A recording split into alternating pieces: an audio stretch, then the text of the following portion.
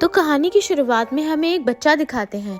उसकी माँ उसे पालने में लिटाकर बाहर जा रही होती है। तभी उसके पिता आ जाते हैं और वो दोनों अपने कमरे में जा ही रहे होते हैं कि उसके पिता देखते हैं कि उस बच्चे के रूम से थोड़ा धुआं आ रहा है।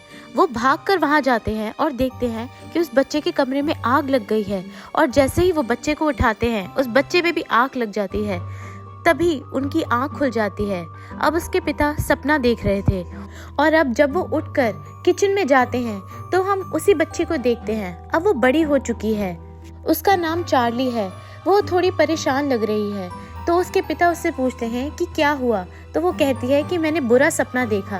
और उसके पिता कहते हैं कि उन्होंने भी बुरा सपना देखा, इसलिए वो उठकर यहाँ पर आ गए।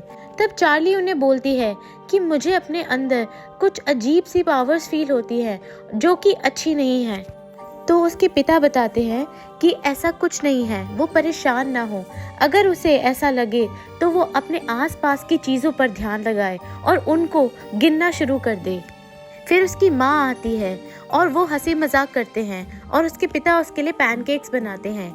अब अगले दिन का सीन दिखाते हैं जब वो लड़की स्कूल में जाती है। उस स्कूल में उसकी क्लास में एक लड़का है जो उसे परेशान करता है। जैसे ही वो उसका मजाक उड़ाना शुरू होता है, चार्ली को गुस्सा आता है। वहाँ का टेम्परेचर अचानक से बढ़ना शुरू हो जाता है, पर वो अपने आप को कंट्रोल करके अपनी आसपास की चीज़ों पर ध्यान लगाती है और उन्हें गिनना शुरू कर देती है, जिस वजह से उसका ध्यान बढ़ जाता है और उसका गुस्सा भी शांत हो जाता है।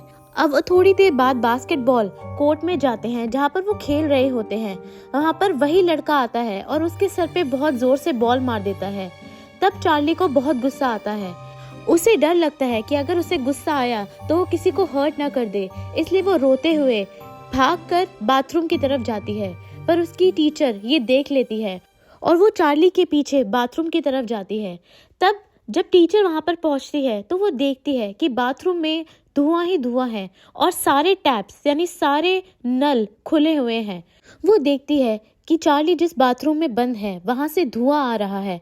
जब वो चार्ली को बुलाने जाती है तो एक बहुत ही बड़ा विस्फोट होता है और जहां पर चार्ली थी वहां से बहुत ज्यादा आग निकलती है। अब वो टीचर उड़कर एक दीवार पर गिरती है उस विस्फोट की वजह से और बहुत डर जाती है और अथॉरिटीज यानी फायर ब्रिगेड को बुला लेती है। तब चार्ली के पेरेंट्स को भी बुलाया जाता है। प्रिंसिपल और वो टीचर उनसे बात करते हैं कि ये हुआ कैसे, ये विस्फोट चार्ली ने किया कैसे। और वो टीचर ये भी बताती है कि पुलिस इसकी छानबीन करना चाहती है। तभी चार्ली और उसके पेरेंट्स घर आते हैं और वो अपने कपड़े पैक करना शुरू कर देते हैं क्योंकि वो वहाँ से जाने वाले थे। अब चार्ली के पेरेंट्स उसको बताते हैं कि उनके अंदर पावर्स है जैसे कि चार्ली के अंदर है और कुछ बुरे लोग उन्हें ढूंढ रहे हैं ताकि वो उन पर टेस्ट कर सके। और अब जब पुलिस को पता चल चुका है तो वो लोग उनके पीछे आ सकते हैं, इसलिए उन्हें यहाँ से जाना होगा। और यही वजह है कि वो अपने पास कोई भी मोबाइल फ़ोन या अपने घर में कोई भी इंटरनेट कनेक्शन नहीं लगाते हैं, जिसकी वजह से वो ट्रैक हो सके। अब चार्ली को ये जानकर बहुत गुस्सा आता है और वो अपना गुस्सा कंट्रोल नहीं कर पाती।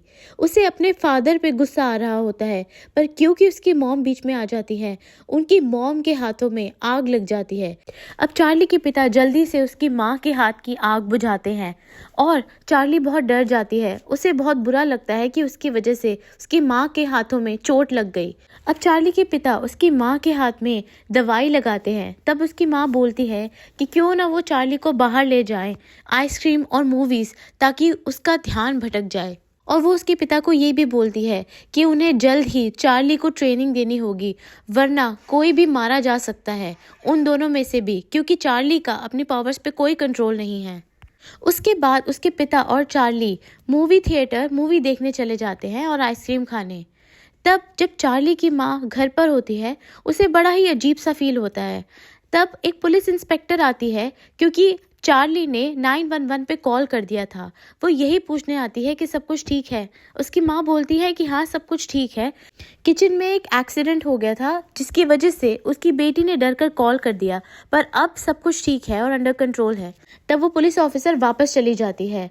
अब जब चार्ली की माँ घर में अकेली थी उसे एहसास होता है कि घर में कोई है।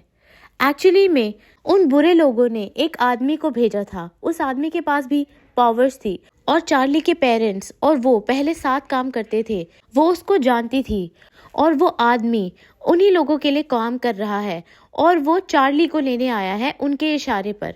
अब वो चार्ली की माँ से चार्ली के बारे में पूछता है, उसकी माँ कुछ नहीं बताती और वो आदमी अब चार्ली की माँ को मार देता है। जब चार्ली और उसके पिता घर में आते हैं तो चार्ली को एहसास हो जाता है कि कुछ बुरा हुआ है, पर इससे पहले उसके पिता कुछ कर पाए वो आदमी चार्ली के गले पे चाकू रख देता है। तब चार्ली को बहुत गुस्सा आ जाता है और वो डर भी जाती है, इसलिए वो अपनी पावर्स को कंट्रोल नहीं कर पाती और वहाँ का टेम्परेचर बढ़ना शुरू हो जाता है। अब एक अलमारी की कुंडी जो लोहे से बनी थी वो पिघल जाती है और उस अलमारी का दरवाज़ा खुल जाता है और चार्ली की माँ की लाश जो उस किलर ने वहाँ छुपाई थी वो अब बाहर निकल जाती है। चार्ली उसको देखकर बहुत दुखी हो जाती है। वो उस किलर पर अपनी पावर से हमला करती है और आग लगा देती है, जिसमें वो किलर जख्मी हो जाता है, पर उसके पिता उसे बोलते हैं कि उन्हें वहाँ से जाना होगा। इसलिए अब वो दोनों वहाँ से निकल जाते हैं। वो दोनों एक जगह पर अपनी कार खड़ी कर देते हैं क्योंकि उसके पिता कहते हैं कि वो उसके कार से पकड़े जा सकते हैं। अब वो लिफ्ट मांगते हैं। एक बूढ़ा आदमी वहाँ से जा रहा होता है जो कि उन्हें लिफ्ट देता है। वो उन्हें अपने घर लेके जाता है जहाँ पर उसकी बीवी 30 सालों से बीमार पड़ी थी। उस घर में सिर्फ वो और उसकी बीवी रहते थे। वो बूढ़ा आदमी उनसे बोलता है कि वो जब तक चाहे यहाँ रह सकते हैं। उसकी बीवी ना बोल सकती थी, बस सिर्फ महसूस कर सकती थी और सुन सकती थी।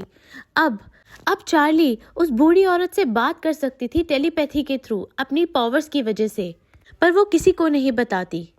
अब चार्ली और उसके पिता वहाँ पर रात गुजारते हैं और अगले दिन जब चार्ली के पिता उठते हैं तो वो देखते हैं कि टीवी चैनल पर उसी की न्यूज़ चल रही है कि उसने अपनी वाइफ को मार दिया है और अपनी बच्ची को किडनैप कर लिया है। वो उस बूढ़े अंकल को समझाने की कोशिश करते हैं पर वो नहीं मानता। उसने पहले ही पुलिस को फ़ोन कर दिया था, पर तब चार्ली आती है। चार्ली उस बूढ़े आदमी को बताती है कि कैसे उसका एक्सीडेंट हुआ था, कैसे वो अपनी बीवी से लड़ रहा था और उसकी कार सामने वाली कार से जाकर टकरा गई, जिसकी वजह से उसके बेटे की मौत हो गई और उसकी बीवी की ये हालत है। पर वो ये भी बताती है कि उसकी बीवी ने बोला है कि वो उन्हें माफ़ कर चुकी है। अब उस बूढ़े आदमी को अपनी गलती का एहसास होता है क्योंकि उसके पिता ने बताया कि उसके अंदर एक पावर है जिसकी वजह से वो लोग इनके पीछे पड़े हैं, पर वो ऑलरेडी पुलिस को बता चुका था और पुलिस भी बाहर आ गई थी। तो इसलिए वो बोलता है कि वो दोनों अंदर जाकर छिप जाए और वो पुलिस को किसी बहाने से बाहर भेज देगा। जब वो बाहर जाता है तो वो पुलिस से कहता है कि उसने बहुत ज़्यादा ड्रिंक कर ली थी, यानी बहुत ज़्यादा शराब पी रखी थी, इसी वजह से उसे ऐसा लगा कि उसने उन्हें देखा है, पर ऐसा कुछ भी नहीं है। तभी पीछे से वो आदमी आ जाता है जिसने चार्ली की माँ को मारा था।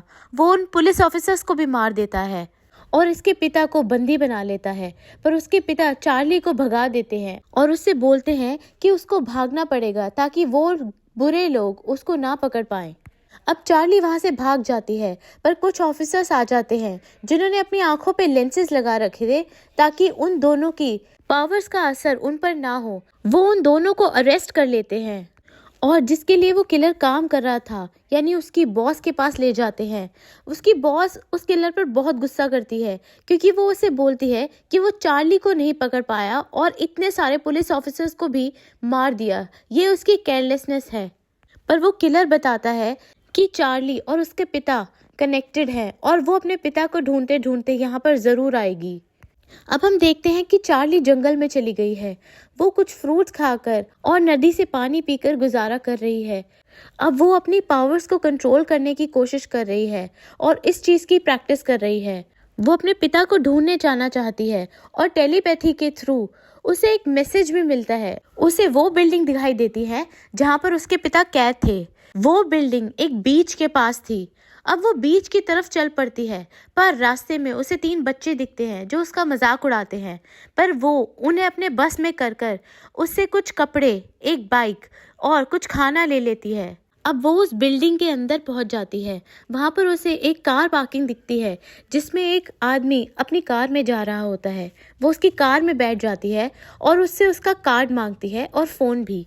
वो उसे बोलती है कि वो उसे कोई हार्म नहीं पहुंचाना चाहती, यानी कोई नुकसान नहीं पहुंचाना चाहती। वो आदमी कहता है कि मैं कोई एजेंट नहीं बल्कि एक टेक्नीशियन हूँ, पर चुपके से वो अपनी गन निकाल लेता है। जैसे ही चार्ली को पता चलता है कि उसने उसे झूठ बोला, उसे गुस्सा आ जाता है और दोबारा से उसकी पावर आउट ऑफ कंट्रोल हो जाती है और वो आदमी बुरी तरह से आग में घायल हो जाता है। पर वो उसे नुकसान नहीं पहुंचाना चाहती थी, वो दर्द में था, इसलिए वो उसे दोबारा आग लगाकर ख़त्म कर देती है, उसके दर्द को ख़त्म करने के लिए। अब वो उस बिल्डिंग के अंदर जाती है। अब वो लोग कैमरा से उसे देख सकते थे, पर वो उसके पास नहीं आते। वो उसे बेसमेंट में जाने देते हैं क्योंकि उस आदमी ने बोला था कि उसके पिता बेसमेंट में ही बंद हैं। वो बेसमेंट में चली जाती है और अपने पिता तक पहुंचती है, पर वहां पर वो लेडी भी थी जो उन सब की बॉस थी।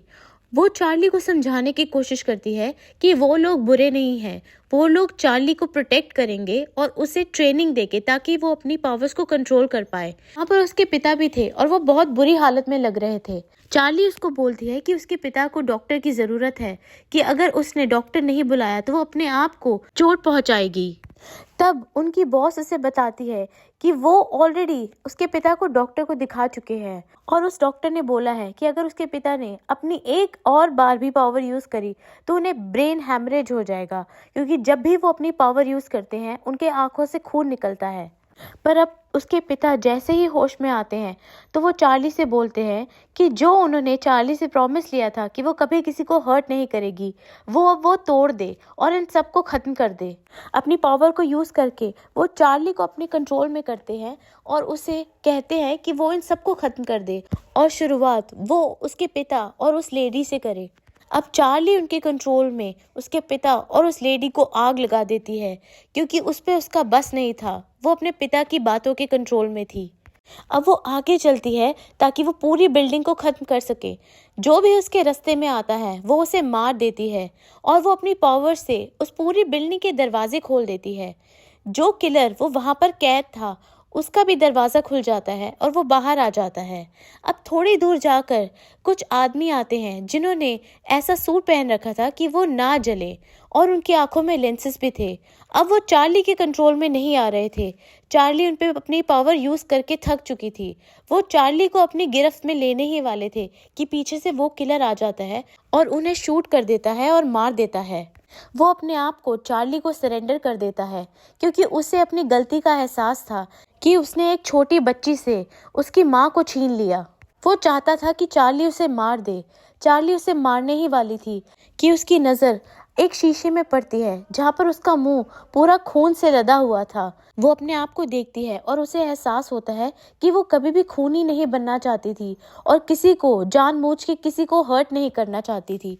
उसे ये भी एहसास होता है कि उस किलर को अपनी गलती का एहसास है, इसलिए वो उसे वहीं छोड़कर चली जाती है और उस पूरी बिल्डिंग में आग लगा देती है। अब वो समुद्र के किनारे चली जाती है।